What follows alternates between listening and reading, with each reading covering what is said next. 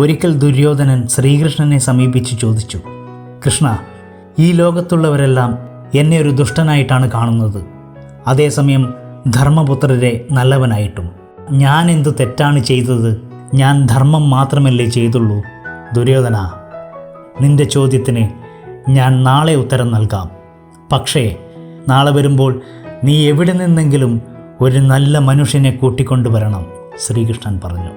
അങ്ങനെ ചെയ്യാമെന്ന് പറഞ്ഞ് ദുര്യോധനൻ പോയി. അപ്പോൾ തന്നെ കൃഷ്ണൻ ധർമ്മപുത്രരെയും വിളിച്ചു.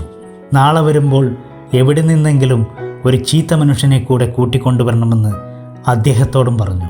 പിറ്റേ ദിവസം ദുര്യോധനനും ധർമ്മപുത്രനും ശ്രീകൃഷ്ണൻ്റെ മുമ്പിലെത്തി. പക്ഷേ കൂടെ ആരുമുണ്ടായിരുന്നില്ല. ശ്രീകൃഷ്ണൻ ദുര്യോധനനോട് ചോദിച്ചു, ഇതെന്തു പറ്റി? ഒരു നല്ല മനുഷ്യനെ കൂടി കൂട്ടണമെന്നല്ലേ ഞാൻ താങ്കളോട് പറഞ്ഞത്? എവിടെ നല്ല മനുഷ്യൻ? കൃഷ്ണ, ഞാൻ എന്തു ചെയ്യാൻ? ഈ ഹസ്തിനപുരിയിലാകെ ഞാൻ ഇന്നലെ മുഴുവൻ തിരഞ്ഞു. പക്ഷേ ഒരൊറ്റ നല്ല മനുഷ്യരെ കാണേണ്ടേ? എല്ലാം ദുഷ്ടന്മാർ. പിന്നെ ഞാൻ എന്തു ചെയ്യും? ദുര്യോധനൻ പരിഭവത്തോടെ പറഞ്ഞു. കൃഷ്ണൻ ധർമ്മപുത്രരുടെ നേരെ തിരിഞ്ഞു. താങ്കൾക്കെന്തു പറ്റി? എൻ്റെ കാര്യവും അങ്ങനെ തന്നെ കൃഷ്ണ. എത്ര തിരഞ്ഞു നടന്നിട്ടും ഈ ഹസ്തിനപുരിയിലെങ്ങും ഒരൊറ്റ ചീത്ത മനുഷ്യരെ പോലും കാണാനായില്ല. ഞാൻ എന്തു ചെയ്യും? ശ്രീകൃഷ്ണൻ ദുര്യോധനനോട് പറഞ്ഞു. ദുര്യോധന, താങ്കളുടെ ചോദ്യത്തിന് ഉത്തരം കിട്ടിയില്ലേ?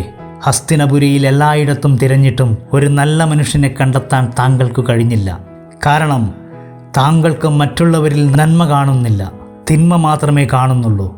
അതുകൊണ്ട് എല്ലാവരും താങ്കളെ ഒരു ചീത്ത മനുഷ്യനായിട്ടാണ് ഗണിക്കുന്നത്. നേരെ മറിച്ച് ധർമ്മപുത്രരെ നോക്കൂ.